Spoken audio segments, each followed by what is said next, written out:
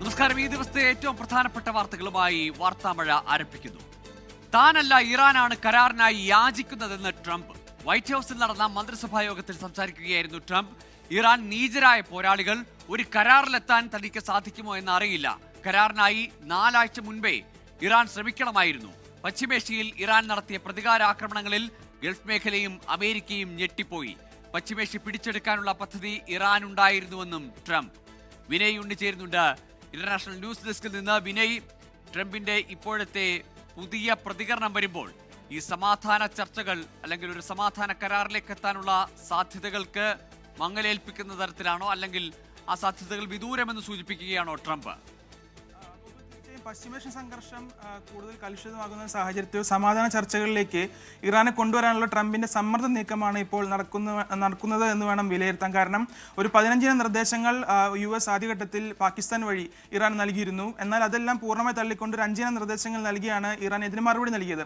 എന്നാൽ ഈ 5 നിർദ്ദേശങ്ങൾ തള്ളാനോ അല്ലെങ്കിൽ അത് മുഖവിലക്കെടുക്കാനോ ട്രംപ് തയ്യാറാകുന്നില്ല എന്ന് വേണം ഇപ്പോഴത്തെ ഈ ഒരു പരാമർശം കൊണ്ട് വ്യക്തമാകാൻ. വൈറ്റ് ഹൗസിൽ ഇന്ന് മാധ്യമപ്രവർത്തകരോട് അദ്ദേഹം സംസാരിക്കുകയാണ്. ഇറാനാണ് തന്നോട് ഈ കരാറിനായി യാചിക്കുന്നതെന്ന് വരുത്തി തീർക്കുകയാണ് ട്രംപ്, അല്ലെങ്കിൽ അത്തരത്തിലൊരു പരാമർശമാണെന്ന് ട്രംപ് നടത്തിയത്.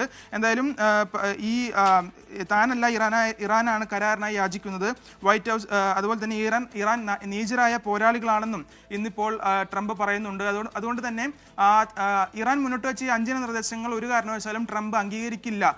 മാത്രമല്ല, ഒരു സമ്മർദ്ദ നീക്കത്തിലൂടെ ഈ ഒരു കരാറിലേക്ക് ഇറാനെ കൊണ്ടുചെന്നെത്തിക്കാനുള്ള നീക്കം ഇപ്പോൾ നടത്തുന്നുണ്ട്. എന്തായാലും അത്തരത്തിലൊരു സമ്മർദ്ദ നീക്കം ട്രംപിന്റെ ഭാഗത്തു നിന്നുണ്ടാകുന്നുണ്ട്. അതേസമയം തന്നെ ഇറാൻ ഈ ഹോർമുസിലൂടെ ഇന്ന് 10ഓളം കപ്പലുകളെ കടന്നു പോകാൻ അനുവദിച്ചിട്ടുണ്ട്. നല്ല സൂചനയാണെന്നും ഇപ്പോൾ ട്രംപ് പറയുന്നുണ്ട്. അത്തരത്തിൽ ചർച്ചകൾക്കുള്ള ഒരു ശുഭാപ്തി വിശ്വാസത്തിന്റെ നീക്കമാണ് ഇപ്പോൾ ഇറാന്റെ ഭാഗത്തു നിന്നുണ്ടായതെന്നും പറയുന്നു. അതുകൊണ്ട് തന്നെ ഈ ആഴ്ച തന്നെ ഈ ഒരു പാകിസ്ഥാനിൽ വെച്ച് നടന്നേക്കാവുന്ന ഈ സമാധാന ചർച്ചകൾക്ക് ഈ ട്രംപ് അല്ലെങ്കിൽ അതിനെ അനുമതി നൽകിയേക്കാം, അല്ലെങ്കിൽ ഈ ഇറാനുമായി ഒരു സമാധാന ചർച്ചകൾ ഇറാന് നടത്താൻ സാധ്യതയുണ്ട്, അല്ലെങ്കിൽ അതിന് സഹായമാവുന്ന രീതിയിൽ ഒരു നീക്കമാണ് നടത്തുന്നതെന്നുള്ള കാര്യങ്ങളാണ് ഇപ്പോൾ ട്രംപ് പറഞ്ഞു വയ്ക്കുന്നത്. എന്നാൽ ഹോർമുസ് കടലിലൂടെ കപ്പലുകൾ കടന്നുപോകാൻ അനുവദിക്കുന്നത് ഒരു ശുഭസൂചനയാണെന്നുള്ള കാര്യവും ഇപ്പോൾ ട്രംപ് പറയുന്നുണ്ട്. എന്തായാലും പശ്ചിമേഷ്യ സംഘർഷം ഇപ്പോൾ എന്തായാലും 5 ദിവസത്തെ ഒരു കൂൾ ഓഫ് പീരീഡ് ഇപ്പോൾ ഇറാൻ നൽകിയിട്ടുണ്ട്. ആ സമയത്ത് തന്നെ ഈ സമാധാന ചർച്ചകൾ അതിന്റെ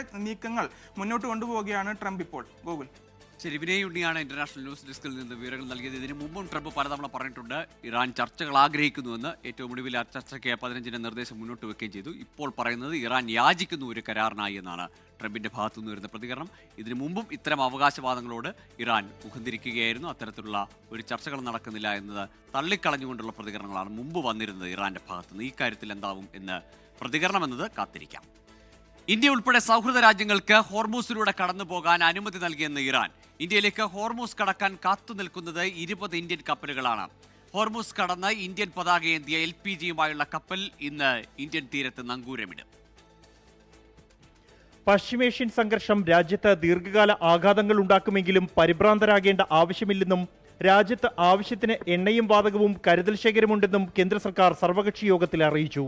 കൂടുതൽ എണ്ണ ടാങ്കറുകൾ രാജ്യത്തേക്ക് എത്തിക്കൊണ്ടിരിക്കുകയാണെന്നും കേന്ദ്ര സർക്കാർ വ്യക്തമാക്കി. സൗഹൃദ രാഷ്ട്രങ്ങൾക്ക് മുന്നിൽ ഹോർമുസ് കടലിടുക്ക് അടച്ചിട്ടില്ലെന്നും India, China, Russia, Pakistan, Iraq എന്നീ രാജ്യങ്ങൾക്ക് ഹോർമുസ് കടലിടുക്ക് തുറന്നു കിടക്കുകയാണെന്നും ഇറാൻ വിദേശകാര്യമന്ത്രി അബ്ബാസ് അർഗ്ചി വ്യക്തമാക്കി. ഹോർമുസ് കടലിടുക്കിലെ ഇന്ത്യൻ കപ്പലുകളുടെ സുരക്ഷയ്ക്കായി ഓപ്പറേഷൻ ഊർജ്ജ സുരക്ഷയുടെ ഭാഗമായി 5 പടക്കപ്പലുകളെ വിന്യസിച്ചു. 20 ഇന്ത്യൻ കപ്പലുകളാണ് ഇനി ഹോർമുസ് കടലിടുക്ക് കടക്കാനുള്ളത്. 24 ഡൽഹി.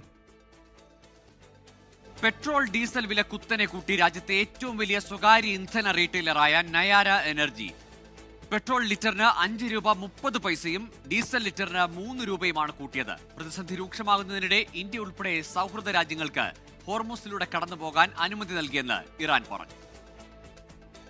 രാജ്യത്തുടനീളം 7000-ലധികം ഔട്ട്ലെറ്റുകളുള്ള നയാര എനർജി ഇന്ധനവില കുത്തനെ കൂട്ടിയതോടെ മറ്റ് സ്വകാര്യ കമ്പനികളും ഇതേ പാത പിന്തുടരുമോ എന്നാണ് ആശങ്ക. രാജ്യത്തെ 15% ഇന്ധന വിൽപ്പനയാണ് നയാര കമ്പനി ഉൾപ്പെടെയുള്ള സ്വകാര്യ റീറ്റെയിൽ കമ്പനികൾ നിയന്ത്രിക്കുന്നത്. ക്രൂഡ് ഓയിൽ വില വർധനവാണ് നീക്കത്തിനുള്ള പ്രധാന കാരണമായി നയാര ചൂണ്ടിക്കാട്ടുന്നത്. പുതുക്കിയ വില പ്രാബല്യത്തിൽ വന്നു. പ്രതിസന്ധി രൂക്ഷമാണെന്ന് വ്യക്തമാക്കുമ്പോഴും കേന്ദ്ര പെട്രോളിയം വകുപ്പ് സഹമന്ത്രി ചോദ്യങ്ങൾക്ക് മറുപടി പറഞ്ഞില്ല. Oil crisis, if you want to know, come to my ministry. It should be official, not on the streets. Thank you. സൗഹൃദ രാഷ്ട്രങ്ങൾക്ക് മുന്നിൽ ഹോർമുസ് കടലിടുക്ക് അടച്ചിട്ടില്ലെന്നും India, China, Russia, Pakistan, Iraq എന്നീ രാഷ്ട്രങ്ങൾക്ക് മുന്നിൽ ഹോർമുസ് കടലിടുക്ക് തുറന്ന് കിടക്കുകയാണെന്നും ഇറാൻ വിദേശകാര്യമന്ത്രി അബ്ബാസ് അരക്ചി വ്യക്തമാക്കിയിരുന്നു. ഇന്ത്യൻ കപ്പലുകളുടെ സുരക്ഷയ്ക്കായി ഓപ്പറേഷൻ ഊർജ സുരക്ഷയുടെ ഭാഗമായി 5 പടക്കപ്പലുകളെ വിന്യസിച്ചിട്ടുണ്ട്. 20 ഇന്ത്യൻ കപ്പലുകളാണ് ഇനി ഹോർമുസ് കടലിടുക്ക് കടക്കാനുള്ളത്. രാജ്യത്ത് 60 ദിവസത്തേക്കുള്ള ക്രൂഡ് ഓയിൽ ശേഖരമുണ്ടെന്ന് പെട്രോളിയം മന്ത്രാലയം അറിയിച്ചു. 1 മാസത്തേക്കുള്ള LPGയും ഒരുക്കിയിട്ടുണ്ട്. 24 ഡൽഹി. പത്തനംതിട്ട പൂങ്കാവിൽ യുവാവിനെ കാട്ടുപന്നി ആക്രമിച്ചു. സ്കൂളിന് സമീപം മീൻ കച്ചവടം ചെയ്തിരുന്ന യുവാവിനെയാണ് പന്നി കുത്തിയത്.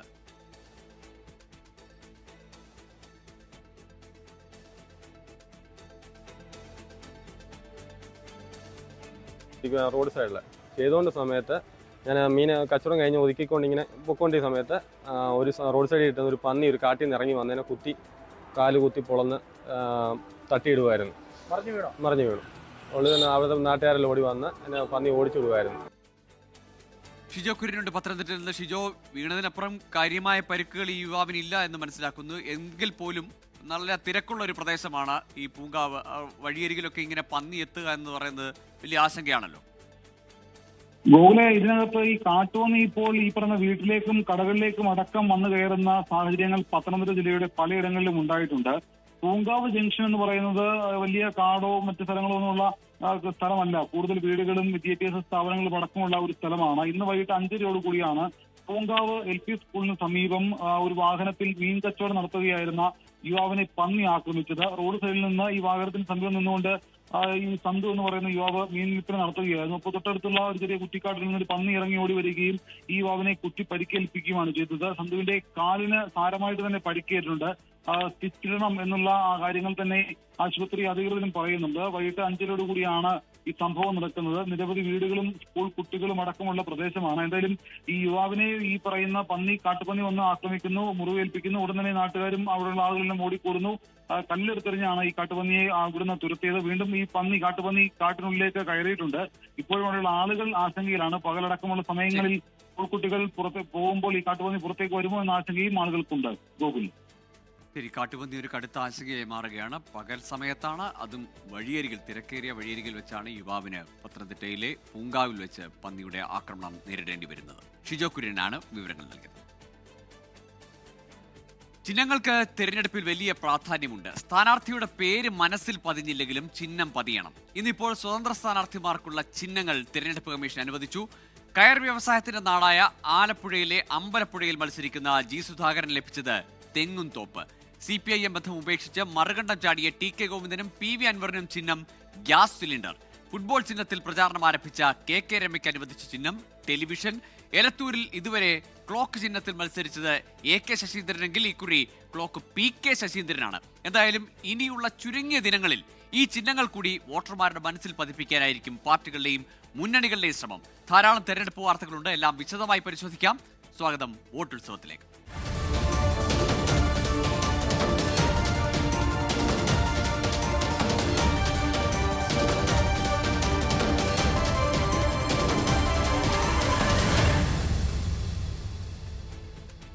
സംസ്ഥാനത്ത് നിയമസഭാ തെരഞ്ഞെടുപ്പ് മത്സര ചിത്രം തെളിഞ്ഞിരിക്കുന്നു. പത്രിക പിൻവലിക്കാനുള്ള സമയപരിധി അവസാനിച്ചതോടെ 140 മണ്ഡലങ്ങളിൽ 890 സ്ഥാനാർത്ഥികൾ മത്സര രംഗത്തുണ്ട്. ഏറ്റവും കൂടുതൽ സ്ഥാനാർത്ഥികളുള്ളത് കൊടുവള്ളി മണ്ഡലത്തിലാണ്. 13 പേരാണ് മത്സര രംഗത്തുള്ളത്. നാട്ടിക, ചവറ, മാനന്തവാടി, കോഴിക്കോട് സൗത്ത് മണ്ഡലങ്ങളിലാണ് ഏറ്റവും കുറവ് സ്ഥാനാർത്ഥികളുള്ളത്.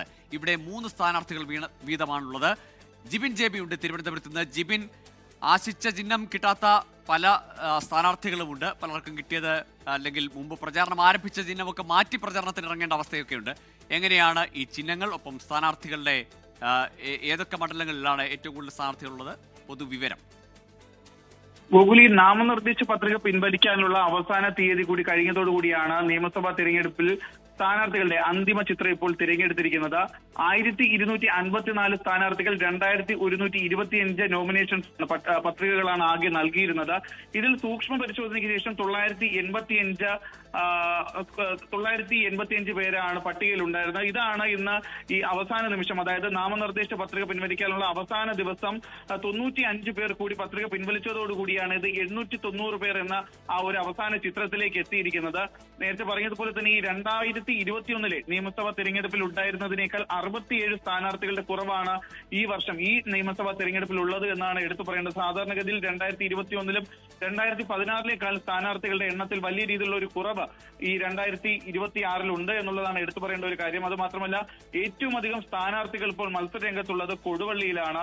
ഇനി തിരഞ്ഞെടുപ്പിൽ മത്സരിക്കുന്ന മത്സര ചിഹ്നത്തിന്റെ കാര്യത്തിലേക്ക് വരികയാണെന്നുണ്ടെങ്കിൽ തിരുവനന്തപുരം മണ്ഡലത്തിൽ അതുപോലെ ഒരു വേറിട്ട ചിഹ്നം ലഭിച്ച ഒരാൾ കൂടിയുണ്ട്. കാരണം LDFന്റെ സ്വതന്ത്ര സ്ഥാനാർത്ഥിയായി തിരുവനന്തപുരം മണ്ഡലത്തിൽ മത്സരിക്കുന്നത് സിനിമാ നടൻ കൂടിയായ കരമന സുധീറാണ്. അദ്ദേഹത്തിന് ഇപ്പോൾ മത്സരിക്കാനായി ലഭിച്ചിരിക്കുന്ന ചിഹ്നം എന്ന് പറയുന്നത് ക്യാമറയാണ്. അദ്ദേഹം നേരത്തെ നടന്ന പാർട്ടി പരിപാടിയിലൊക്കെ അദ്ദേഹം പറയുകയാണ്, അതായത് താൻ ഈ പൊളിറ്റിക്കൽ ഫീൽഡ് കഴിഞ്ഞാൽ ഏറ്റവും അധികം ആസ്വദിക്കുന്നത് അധ്യാപനമാണ്, അതിന്റെ ഒപ്പം തന്നെ സിനിമാ ജീവിതവുമാണ്. അപ്പോൾ ഈ സിനിമാ മേഖലയിൽ നിന്ന് തന്നെ ക്യാമറ പോലെ ഒരു ചിഹ്നം തനിക്ക് കിട്ടിയിരിക്കുന്ന ഒരു വിജയപ്രതീക്ഷ കൂടി നൽകുന്നു എന്നാണ് സുധീർ കരമനയും പറഞ്ഞിട്ടുള്ളത്. അങ്ങനെ എന്തായാലും ഈ നിയമസഭാ തെരഞ്ഞെടുപ്പിൽ ഇന്നിപ്പോൾ ഈ നാമനിർദ്ദേശ പത്രിക കൂടി പിൻവലിക്കാനുള്ള അവസാന ദിവസത്തിന് ശേഷം 890 പേരാണ് അന്തിമ പട്ടികയിലുള്ളത്. അങ്ങനെ അവസാന സ്ഥാനാർത്ഥി ചിത്രവും ഇപ്പോൾ തെളിഞ്ഞിരിക്കുകയാണ്. ഗോകുൽ.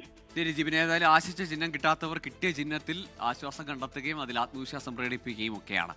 അമ്പലപ്പുഴയിൽ ജി സുധാകരന്റെ തെരഞ്ഞെടുപ്പ് ചിഹ്നം തെങ്ങും തോപ്പ്. ബേപ്പൂരിൽ PV അൻവർ ഗ്യാസ് സിലിണ്ടർ അടയാളത്തിൽ ജനവിധി തേടും. എലത്തൂരിൽ ക്ലോക്ക് ആവശ്യപ്പെട്ട AK ശശീന്ദ്രന് കാഹളം മുഴക്കുന്ന മനുഷ്യന്റെ ചിഹ്നമാണ് ലഭിച്ചത്. NCP അജിത് പവാർ പക്ഷത്തിന്റെ സ്ഥാനാർത്ഥിയായ PK ശശീന്ദ്രനാണ് ക്ലോക്ക് ചിഹ്നം ലഭിച്ചത്. പാലായിൽ മാണി സി കാപ്പന് ട്രക്ക് ചിഹ്നമാണ് ലഭിച്ചത്. ഓട്ടോറിക്ഷ ചിഹ്നം ആവശ്യപ്പെട്ട അമ്പലപ്പുഴയിലെ സ്വതന്ത്ര സ്ഥാനാർത്ഥി ജി സുധാകരന് ലഭിച്ചത് തെങ്ങും തോപ്പ്. ഒറ്റപ്പാലത്തെ UDF സ്വതന്ത്രൻ PK ശശിക്കും ചേലക്കരയിലെ UDF സ്വതന്ത്രൻ ശിവൻ വീട്ടിക്കുന്നിനും തെങ്ങിൻ തോപ്പാണ് ചിഹ്നം. തളിപ്പറമ്പിൽ UDF പിന്തുണയ്ക്കുന്ന സ്വതന്ത്രൻ TK ഗോവിന്ദനും ബേപ്പൂരിലെ UDF സ്വതന്ത്രൻ PV അൻവറിനും ഗ്യാസ് സിലിണ്ടറാണ് ചിഹ്നം. തിരഞ്ഞെടുപ്പ് ചിഹ്നത്തെക്കുറിച്ച് PV അൻവറിന്റെ പ്രതികരണം ഇങ്ങനെ: ഞങ്ങൾ തീരുമാനിച്ച ഈ സിലിണ്ടർ പിണറായിസത്തിൻ്റെ മൂട്ടിൽ ഞങ്ങൾ തീപിടിപ്പിക്കും, അതിവിടെ അവസാനിപ്പിക്കും. ലോകത്തിൻ്റെ ഏതോ ഒരു ഭാഗത്ത് നടക്കുന്ന യുദ്ധത്തിൻ്റെ പേരിൽ ഇന്ത്യയിലെ ഈ പാവപ്പെട്ട അടുക്കളയിൽ കഷ്ടപ്പെടുന്ന ഈ സാധുക്കളായ അമ്മമാരെ കഷ്ടപ്പെടുന്ന നിലപാടാണ് കേന്ദ്ര ഗവൺമെൻറ് സ്വീകരിച്ചത്. അതിനെതിരെയുള്ള കേന്ദ്രത്തിനെതിരെയും കേരളത്തിനെതിരെയുള്ള ശക്തമായ പ്രതിഷേധം ഈ ചിഹ്നത്തിലൂടെ തന്നെ ഉണ്ടാകും. എലത്തൂരിൽ LDF സ്ഥാനാർത്ഥി AK ശശീന്ദ്രനെ ക്ലോക്ക് ചിഹ്നം ലഭിച്ചില്ല. കാഹളം മുഴക്കുന്ന മനുഷ്യന്റെ ചിഹ്നമാണ് അനുവദിച്ചത്. NCP അജിത് പവാർ വിഭാഗം സ്ഥാനാർത്ഥി PK ശശീന്ദ്രനെ ക്ലോക്ക് ചിഹ്നം അനുവദിച്ചു.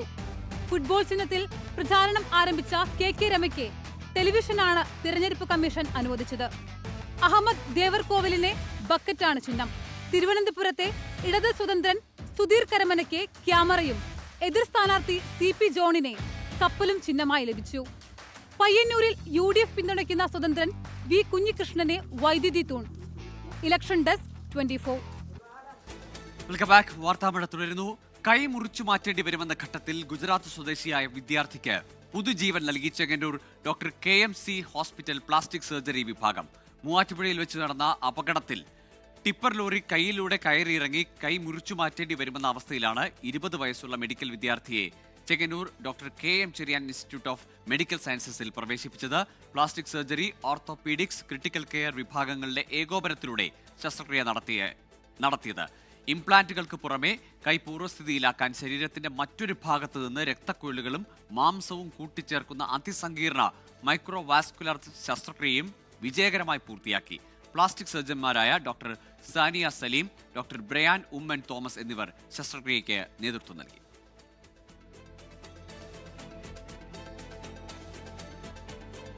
ഇതോടെ വാർത്താമഴ പൂർണ്ണമാകുന്നു. ഇനി പോലീസ് ഡയറിയുമായി സുഹൈൽ മുഹമ്മദ് എത്തും. നമസ്കാരം.